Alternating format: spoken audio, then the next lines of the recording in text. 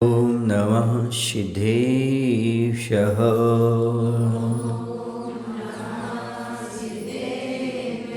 ॐ नमः सिद्धेभ्यः।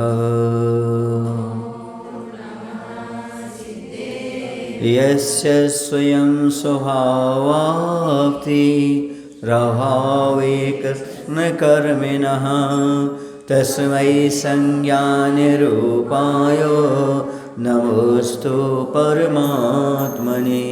नमोस्तु परमात्मने। बोलिए अहिंसा परमो धर्म की। देवाय देव श्री महावीर भगवान की। आचार्य पूजपाद स्वामी की। आचार्य गुरुदेव श्री विद्यासागर जी महाराज जी की। आचार्य समय सागर जी महाराज जी की।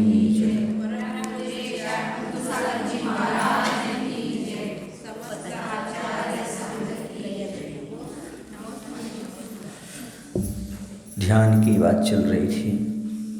ध्यान के माध्यम से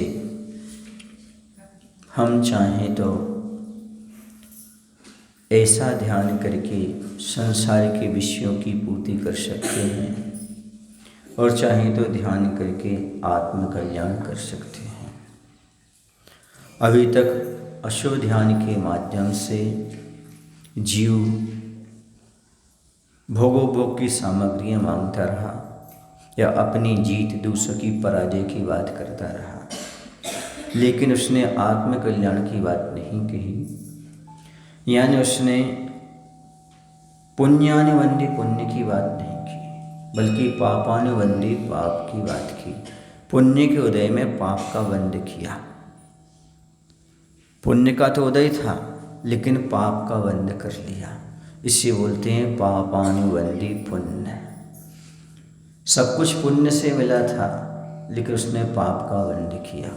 अर्थात पुण्य से ध्यान करने का भाव हुआ, पुण्य से उसके पास सारी अनुकूलताएं मिली, लेकिन उसने पाप का बंध कर लिया। ऐसी क्रियाएं की जिससे पाप का बंध हुआ। दूसरा होता है पुण्यानुबंधी पुण्य। पुण्य के उदय में पुण्य की क्रिया करना, पुण्य का बंध करना, ये पुण्यानुबंधी पुण्य होता है। जैसे किसी के पास धन दौलत प्राप्त हुई, उसने पुनः दान आदि किया तो पुण्यानुबंधी पुण्य हो गया, क्योंकि पुण्य से वस्तु मिली थी और पुण्य में ही उसको लगा दी। और एक व्यक्ति को पुण्य से धन दौलत आदि शरीर आदि मिला था, उसने पाप में लगा दिया, पाप की क्रिया की, तो ये पापानुबंधी पुण्य हो गया। अर्थात पुण्य के उदय में पाप करना सो ये पापानुबंधी पुण्य हो गया, और पुण्य के उदय पुण्य करना सो पुण्यानुबंधी पुण्य हो गया। आचार्य कहते ध्यान के माध्यम से पापानुबंधी पुण्य मत करो, बल्कि पुण्यानुबंधी पुण्य करो, तभी जीवन तुम्हारा सार्थक होगा।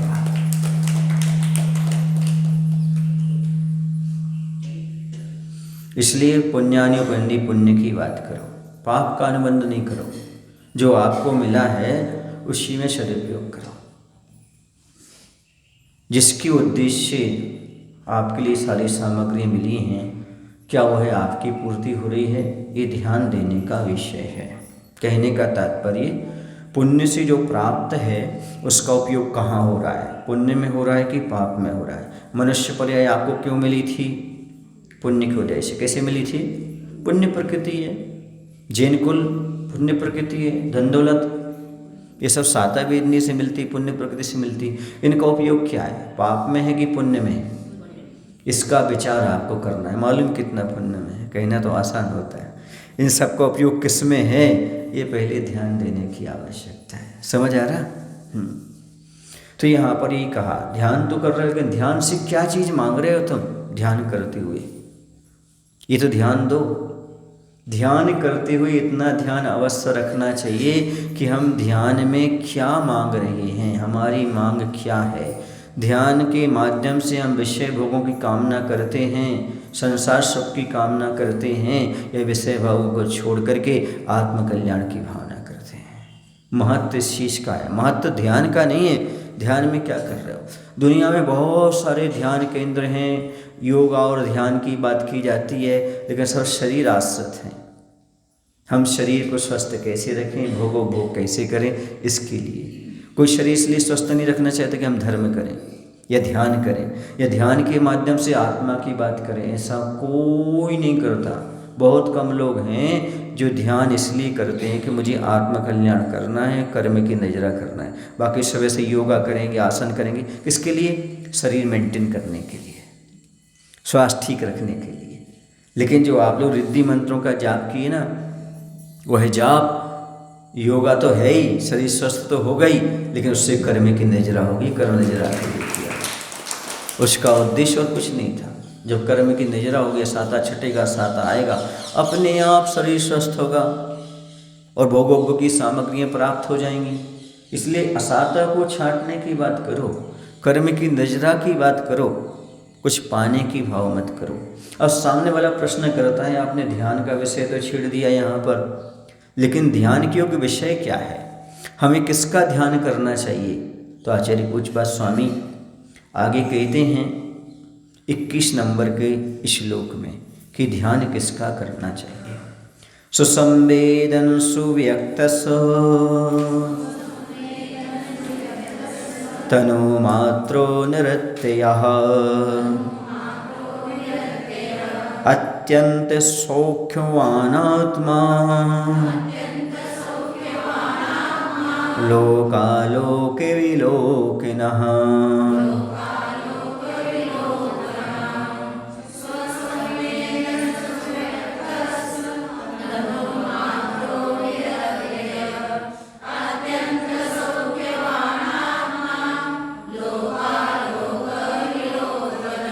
यहाँ आत्मा के गुण बताए हैं, इन गुणों को समझो।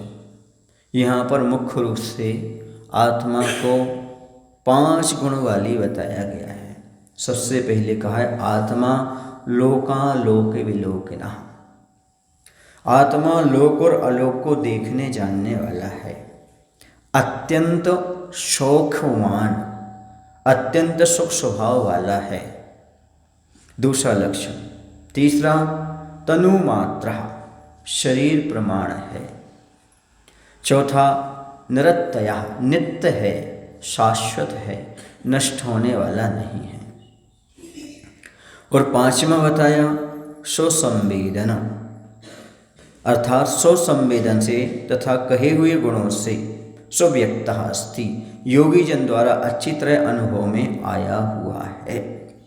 ऐसे 5 गुण यहाँ पर बताए। पहला गुण कौन सा है? यहाँ पर ध्यान करने योग्य आत्मा है और आत्मा के 5 गुण बताए हैं। पहला गुण है स्वसंवेदन, दूसरा है नित्य, तीसरा है शरीर प्रमाण, चौथा है अत्यंत सुख स्वभाव वाला और 5वां है लोकालोक को देखने वाला, केवल ज्ञान स्वभावी आत्मा। ऐसे यह 5 गुण आत्मा के बताएं। तो सबसे पहला गुण है स्वसंवेदन, यानी स्वसंवेदन के द्वारा यह आत्मा व्यक्त होती है। तात्पर्य यह है कि आत्मा का ज्ञान अपनी संवेदना के माध्यम से ही होता है। अब कोई पूछे आत्मा होती है क्या, आत्मा है क्या, तो कहना भैया जो पूछ रहा है उसी का नाम तो आत्मा है। जो प्रश्न कर रहा है वो आत्मा ही कर रहा है। हम अपने आप का अनुभव कर सकते हैं। कैसे अपने आप का अनुभव करेंगे? हम अपने द्वारा ही करेंगे। आप हैं क्या? आप जीव हैं? आपको संवेदन नहीं हो रहा कि आप जीव हैं? हाँ, हम दूसरे से कैसे पूछें? स्वसंवेद्य है। जैसे आपके हाथ में जलता हुआ अंगार रखा है तो किसी से पूछो कि गर्म है कि ठंडा है? बोलो ना, कि स्वयं को महसूस होगा कि गर्म है कि ठंडा है। ऐसे ही तुम आत्मा हो कि नहीं हो, ये स्वयं महसूस करो, दूसरा नहीं बताएगा तुम आत्मा हो। अपने आप का संवेदन करो कि हाँ मैं भी एक आत्मा हूँ, शरीर है, मात्र शरीर के अंदर हमारी आत्मा विद्यमान है। ऐसा ये श्रद्धान करो। होता है क्या ये श्रद्धान? आपको मैं हूँ, सबको होता है ऐसा संवेदन, तो सबको होता है कि मैं हूँ, हर जीव को होता है। चींटी को ही मालूम है मैं हूँ। कैसे? जैसे पानी पड़ा है ना, तो वह निकलती है चींटी तो साइड से निकल जाती है, उसे पता है कि मुझे बाधक है, वो अपने प्राणों को बचाती है।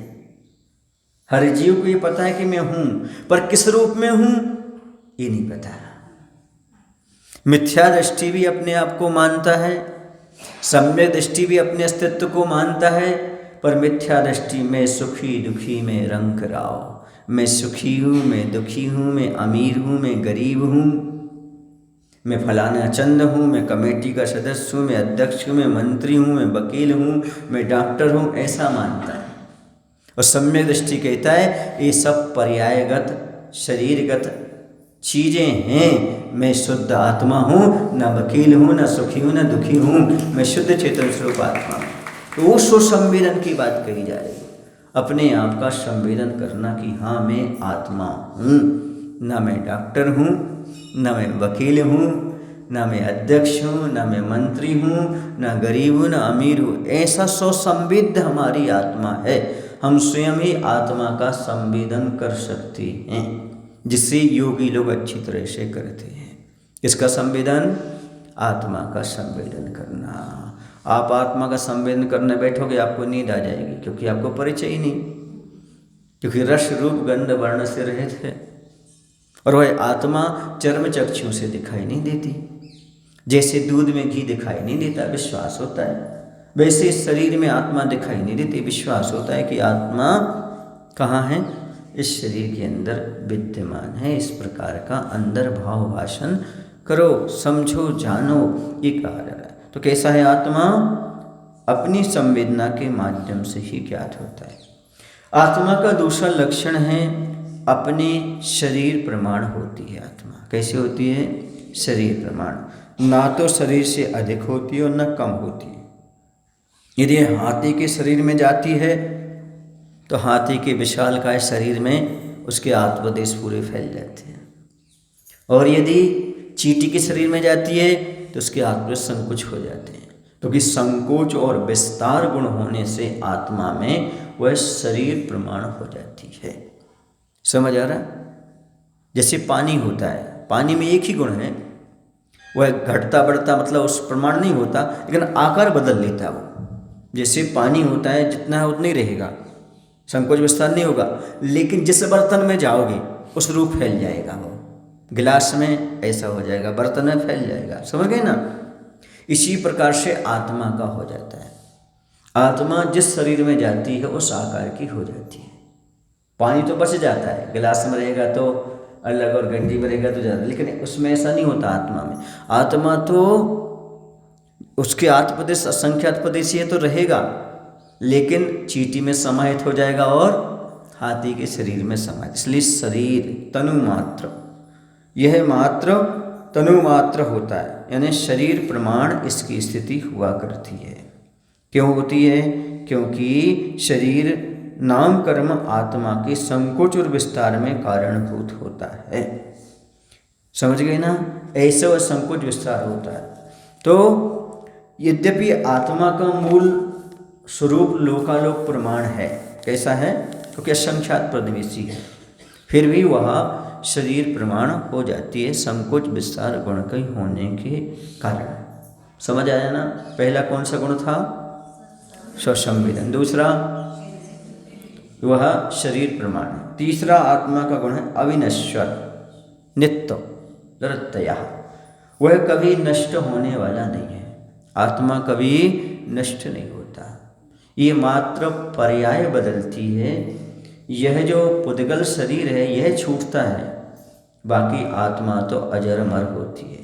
पर्याय उत्पन्न होती है इसलिए पर्याय नष्ट होती है। द्रव्य ना उत्पन्न होता है और ना नष्ट होता है, द्रव्य तो शाश्वत रहता है। आप लोगों ने एक सिद्धांत पढ़ा होगा विज्ञान में कि एक द्रव्य को दूसरे द्रव्य में परिवर्तित तो किया जा सकता है, किंतु उत्पन्न और नष्ट नहीं किया जा सकता। जैसे उन्होंने 3 अवस्थाएं बताई, द्रव्य, ठोस और गैस।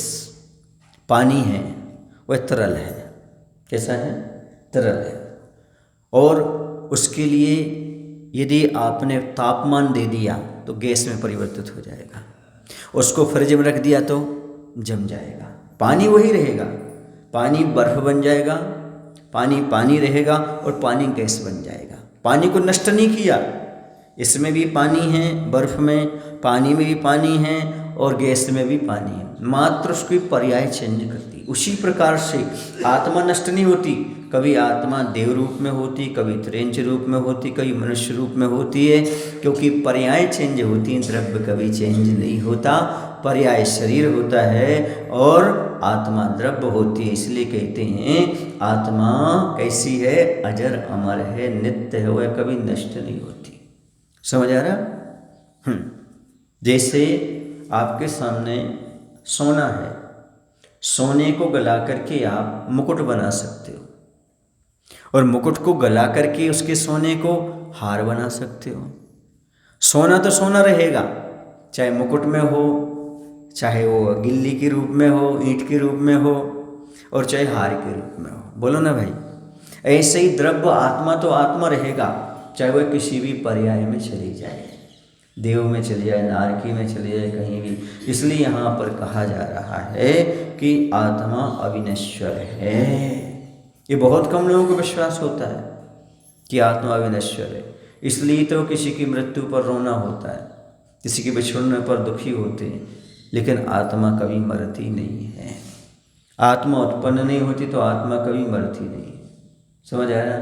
शरीर की उत्पत्ति होती है, पुद्गल की उत्पत्ति होती है, पुद्गल नष्ट हो जाता है। शरीर का जन्म होता है, आत्मा का जन्म नहीं होता है, और नष्ट भी शरीर ही होता है, आत्मा नहीं होता है। समझ में आ गया? तो ये जो विश्वास है, ये कौन सा गुण है? अविनश्वरत्व का गुण है।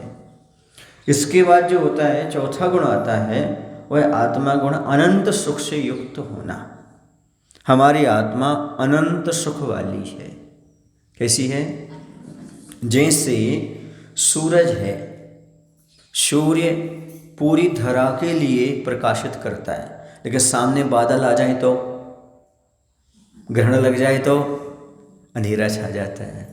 इसी प्रकार कर्म का ग्रहण लगा हुआ है आत्मा में। ज्ञानावरण आदि कर्म, उसको जो बादल है ना, ज्ञानावरण के रूपी बादल, वो ढके हुए हैं हमारी आत्मा की शक्ति को।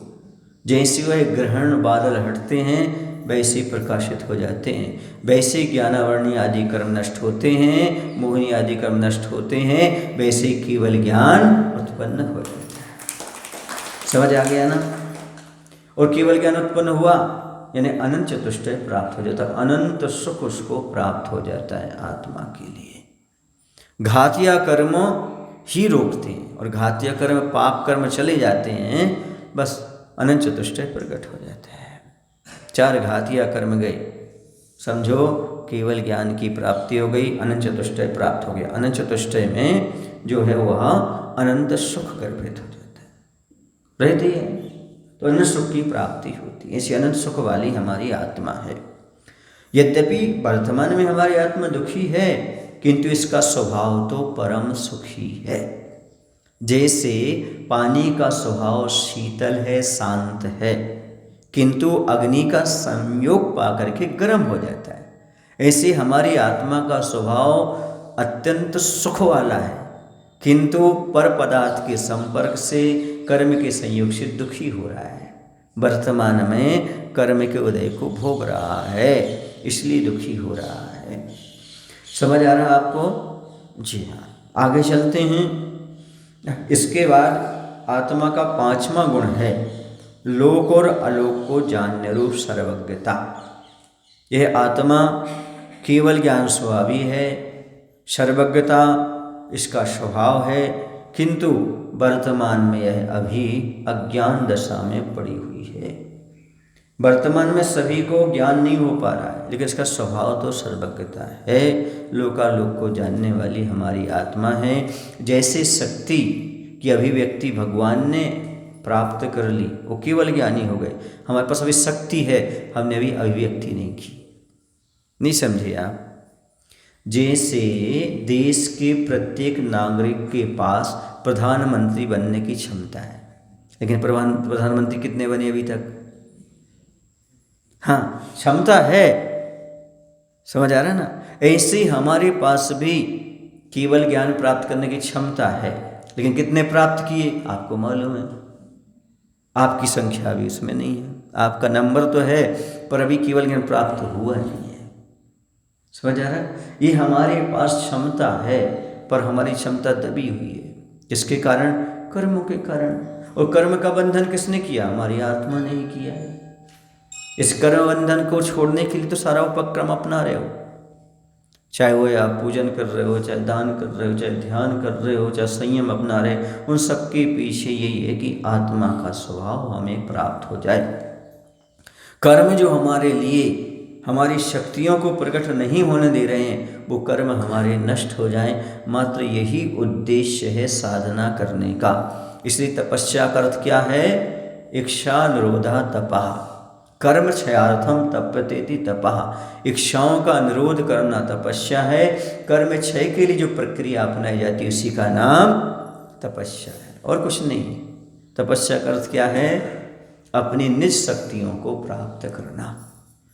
जो हमारी शक्ति को उत्पन्न करने में बाधक है इच्छाएं, उन इच्छाओं का निरोध करना। ये इच्छाएं ही दुख का मूल है। जब तक ये इच्छाएं रहेंगी तब तक दुख हमारी आत्मा में बना रहेगा। तो समझें, आत्मा का पहला गुण स्वसंवेदन, दूसरा गुण शरीर प्रमाण, तीसरा गुण अविनश्वरता, चौथा गुण अनंत सुख वाला, और पांचवा लोकालोक को जानने वाला। ये 5 गुण वाली आत्मा है। इसका ध्यान करो। आपको ध्यान हो, मैंने पर्युषण पर्व में आत्मा के 5 गुण के साथ ध्यान कराया था। समझ गए? इन 5 गुणों का ध्यान करो। ये 5 गुण ही हमारे आत्मा की हैं मुख्य रूप से आचरण। वैसे तो अनंत गुण की धनी है आत्मा, लेकिन मुख्य रूप से आपको ध्यान का विषय बनाने के लिए, ध्यान करने के लिए इन 5 चीज़ों को लेकर के आप ध्यान कर सकते हो। हमारी आत्मा कभी मरती नहीं, अजर अमर है। हमारी आत्मा जो है स्वसंवेदन वाली है। हमारी आत्मा शरीर प्रमाण है, अत्यंत सुख वाली है, केवल ज्ञान स्वरूपी है। ऐसा चिंतन आप ध्यान के माध्यम से कर सकते हो। दुनिया का चिंतन तो करते हो पर आत्मा का नहीं करते, क्योंकि आत्मा का परिचय ही नहीं कैसा है। टॉर्च देखिए, अपना टॉर्च, टॉर्च समझते हो? हाँ, किसको दिखाती? खुद को कि दूसरे को? टॉर्च का उपयोग किस में करते? खुद को देखने के, दूसरे को देखने का? दूसरे को देखने में। ऐसे आपका ज्ञान क्या काम करता है? पर पदार्थों को देखने में। दिया रखो, दिया, दिया से अपना चेहरा भी दिखता है और सामने वाला पदार्थ भी दिखता है। इसलिए ज्ञान का दीपक जलाओ, टॉर्च नहीं। आपका अभी तक ज्ञान टॉर्च का काम कर रहा है, रत्न दीपक का काम करेगा तो 100 पर प्रकाशी हो जाएगा। 100 पर प्रकाशी आत्मा बनाओ। और वह रत्न का दीपक कब बनेगा? जब आवरण हटेगा। एक साइड आवरण, एक साइड नहीं, तो कैसे काम चलेगा? ताज का किला मुख खुला रहता है, ऐसे आपका मुख खुला है। समझ आ रहा है? जब दिगंबर स्वरूप को प्राप्त करोगे, रत्नत्रय को धारण करोगे, तो वह दीपक है तो 100 पर प्रकाशी। अभी भी आप 100 पर प्रकाशी है, ऐसे नहीं कि नहीं है। उसका प्रकाश कैसे आएगा? अभी तो दिया तले अंधेरा है ना। जो खप्पर का दीपक होता है ना, मिट्टी का, उसके नीचे अंधेरा रहता है। रत्न दीपक के नीचे अंधेरा नहीं होता है। ऐसे सम्यक रस सम्यक सम्यक चारित्र्यकारी दीपक है तो अंधेरा हट जाएगा, रत्नात्रय का प्रकाश प्राप्त हो जाएगा। बाकी असंयम की दशा उस दीपक की तरह के नीचे तो अंधेरा है, दूसरे को प्रकाश दे रहा है। स्वयं तो ज्ञान की बातें करता है, लेकिन जीवन में संयम आदि का पालन नहीं कर पाता है। समझ आ रहा है आपको? तो ये आत्मा की बात कही। अब आगे बात कहते हैं, यदि आत्मा इस तरह के गुणधर्मों वाली है तो इस आत्मा के ध्यान करने का क्या उपाय है? जब आत्मा इतनी अच्छी है, इतने इसके अंदर गुण हैं, क्योंकि आदमी गुणों की प्राप्ति के लिए सब कुछ करना चाहता है और गुणवान के पास आना चाहता है। तो जब आत्मा इतने अच्छे गुण वाली है तो इसके ध्यान का उपाय बताइए। इसका ध्यान हम कैसे कर सकते हैं? तो इसका समाधान करने के लिए 22 नंबर का श्लोक है। संयम्य करण ग्राम मेकाग्रत्वेन चेतसः आत्मानमात्मवान् ध्याये दात्मनैवात्मनि स्थितम् मनि स्थितम्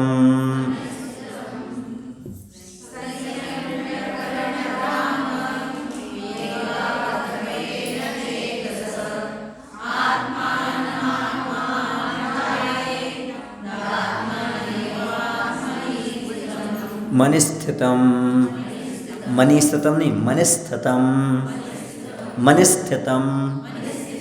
हाँ सा उसमें ले लो तो ई नहीं बोलना पड़ेगा, मनिस्थितम्। कर्णग्राम, कर्ण माने होता है इंद्रियां। कर्णग्रामम संयम्य चेतसा एकाग्रत्वेन आत्मवान आत्मनि स्थिता आत्मानं आत्मना यो ध्यायेत। कहते मन की एकाग्रता से, चेतसा एकाग्रत्वेन मन की एकाग्रता से, कर्णग्राम संयम्य इंद्रियों को वश में करके, ध्वस्त नष्ट कर दी है स्वच्छंद प्रवृत्ति जिसने, ऐसा कोई पुरुष है आत्मवान, ऐसे कोई आत्मा है, आत्मनि स्थितम अपने ही में स्थित, आत्मानम आत्मा को, आत्मना यो ध्यायेत अपने ही द्वारा ध्यावे। सबसे पहले मन की एकाग्रता से इंद्रियों को वश में करना। किसकी एकाग्रता से? मन की एकाग्रता से इंद्रियों को वश में करना और उनकी स्वच्छंद प्रवृत्ति को नष्ट कर देना। ऐसा कोई करता है तो, जिसने ऐसा किया है, ऐसा पुरुष अपने में ही स्थित आत्मा को अपने ही द्वारा ध्यावे। आत्मा से आत्मा का ही ध्यान करे। समझ आया? अब ना इंद्रियों से काम लेना ना मन से, मन को वश में करके इंद्रियों को वश में कर लिया। मन पर लगाम लग गया, इंद्रियों पर लगाम लग गया, अब आत्मा का ध्यान करो, ऐसा कहा है। आत्मा का ध्यान करने से पूर्व इन स्थितियों का निर्माण करना आवश्यक है। सबसे पहले इंद्रियों को नियंत्रित करना आवश्यक है। यदि इंद्रियां नियंत्रण में तो काम बन जाएंगी। और सबसे खतरनाक इंद्रिय दो होती हैं, एक जनन इंद्रिय, दूसरा रसना इंद्रिय। समझ गए ना? हाँ, इससे निकालने और खाने का काम, और जनन इंद्रिय विषय भोग के लिए है। इन पर कंट्रोल करना बहुत कठिन है। जिह्वा पर कंट्रोल है तो स्पर्श इंद्रिय जनेंद्रिय पर कंट्रोल है। खाने पीने पर कंट्रोल नहीं है तो उस पर कंट्रोल नहीं है, क्योंकि मन में विकार उत्पन्न होते हैं। इसलिए जैसा खाओ अन्न वैसा होवे मन, जैसा पियो पानी वैसी होवे वाणी। इसलिए खान पान पर भी ध्यान देना पड़ता है, और कभी कभी तो खानदान पर भी ध्यान देना पड़ता है। खानदान समझते हो? कुटुंब, उसका परिवार कैसा है, परंपरा कैसी है, क्योंकि वंशगत भी बहुत सारे दोष आते हैं। उनके परिवार में कैसी कैसी प्रॉपर्टी चलती आई है, कैसे कैसे परिपाटी चलती आ रही है, वो सब मालूम पड़ता है। कैसे पैसा कमाते हैं, कैसे करते हैं, उसका भी प्रभाव जीवन पर पड़ता है। इसलिए मन को वश में करना चाहिए, इंद्रियों को वश में करना चाहिए, फिर अंदर अंदर आत्मा का ध्यान करना चाहिए। समझ में आ गया आपको? क्योंकि इंद्रियां आत्मा की शक्ति को विभाजित करती रहती हैं। जैसे कक्ष है, कक्ष में एक दरवाज़ा है और खिड़कियां हैं, तो क्या होगा?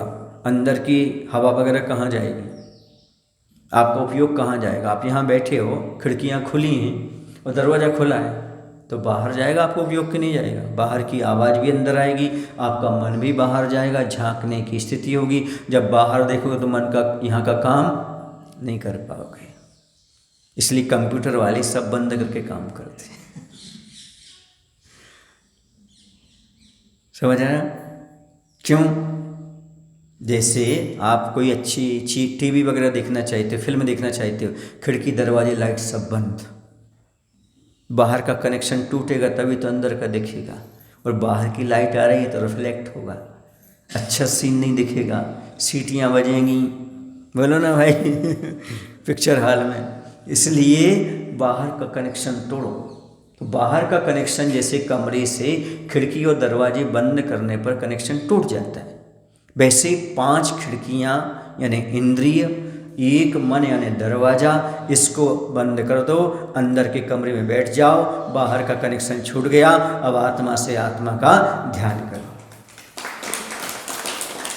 जब तक ये 5 खिड़कियाँ और एक मन रूपी दरवाज़ा खुला रहेगा तब तक ध्यान किया नहीं जा सकता। इसलिए ध्यान करने का सबसे पहले उपाय बताया है, आपकी जो ऊर्जा बाहर जा रही है उस ऊर्जा को एकत्रित कीजिएगा।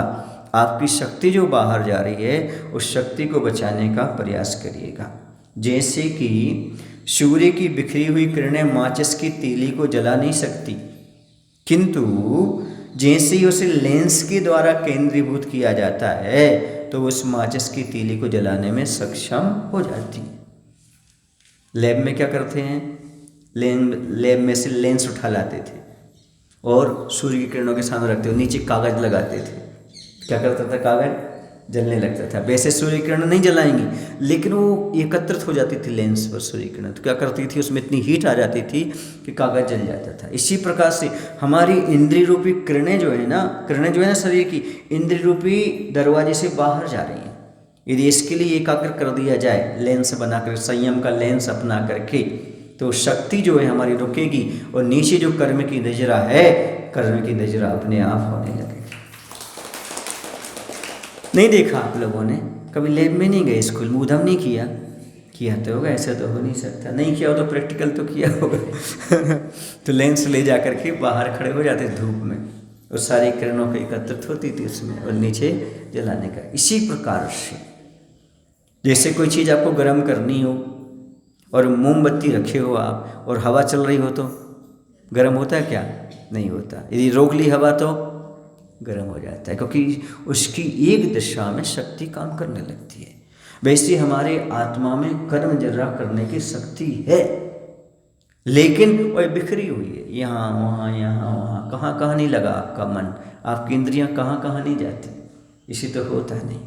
महाराज, हम तो कई बार सोचते हैं, विचार करते हैं, आप लोगों की बुद्धि कितनी अच्छी काम करती है, आप लोगों के मेमोरी पावर कितना अच्छा है, क्या क्या आपको याद हो जाता है, अक्षरशः याद हो जाता है। क्यों? क्योंकि उन्होंने अपनी इंद्रिय और मन को कंट्रोल में किया है, अपनी शक्ति को बचा रखा, एकाग्र कर रखा।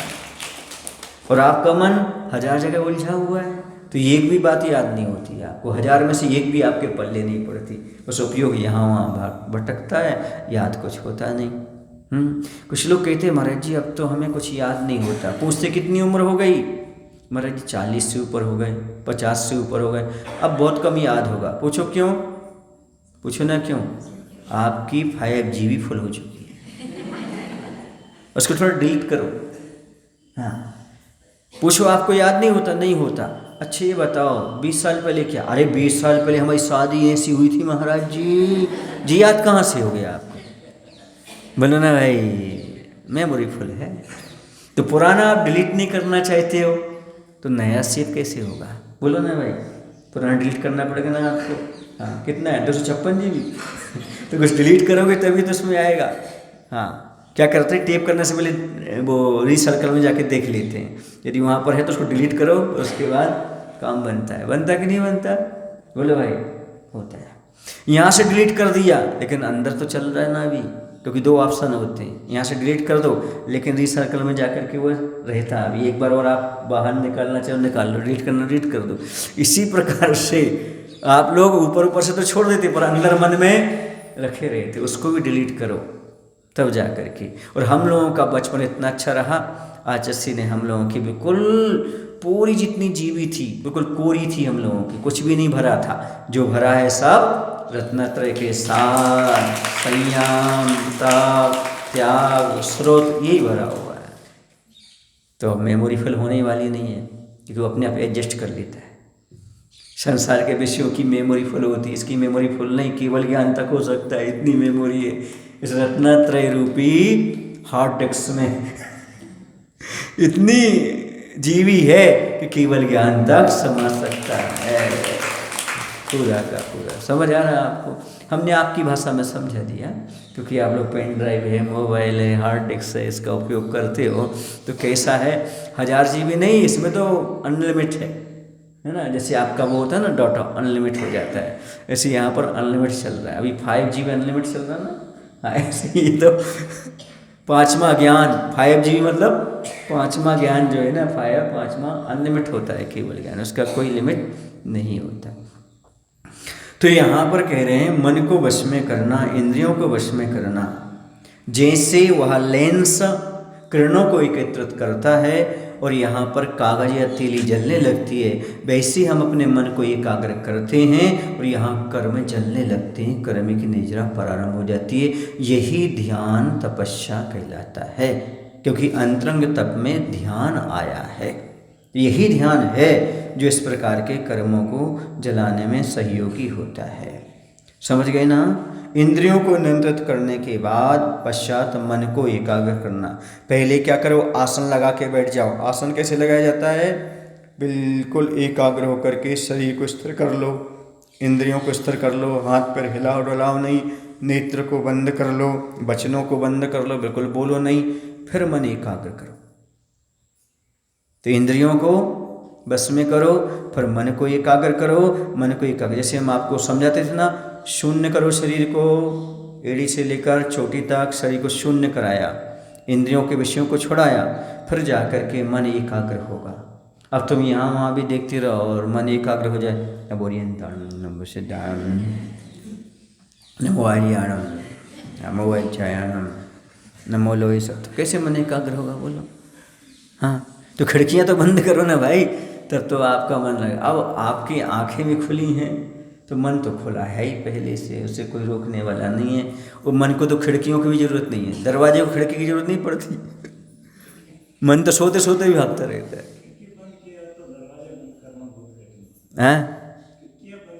हाँ, जब तक आशा रहेगी तब तक कैसे बंद करोगे। कोई आ रहा है, कोई आ रहा है, कोई जा रहा है, आने जाने का विकल्प छोड़ो, तब दरवाजा बंद। रात में कैसे बंद हो जाता है कैसे हो जाता है बताओ ना, क्योंकि चोर ना आ जाए। हाँ, ये डर रहे तो है, कर्म का बंद हो रहा है, ऐसा डर बना रहे, कर्म रूपी चोर आ रहे हैं तो मन अपने आप स्थिर हो जाए। तो उसको यकीन नहीं हो पाता, रुचि नहीं हो पाती है। मल्लप्पा जी सुन रहे, ये रुचि का विषय, ये विश्वास का विषय है, तब जाकर के वह मन स्थिर होता है। आनंद आ रहा है आपको सुनने में। अब स्थिर करोगे तो कितना आनंद आएगा, सोचो।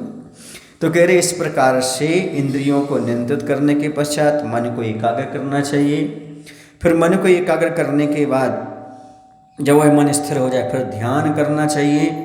सुन रहे, क्योंकि अस्थिर ध्यान आत्मा के लिए कल्याणकारी नहीं होता। मन के एकाग्र हो जाने के पश्चात ही आगे का कार्य होता है। समझ गए ना। इसी के माध्यम से, क्योंकि साधन है, साधन को छोड़ के काम नहीं किया जाता। एक बात आपको मार्के की बता देता हूँ, मंत्र कोई अच्छा और बुरा नहीं होता। मंत्र तो मंत्र होता है। यदि अस्थिर मन से फेरा जाए तो वह मंत्र शब्द का काम करता है, कोई काम नहीं करता।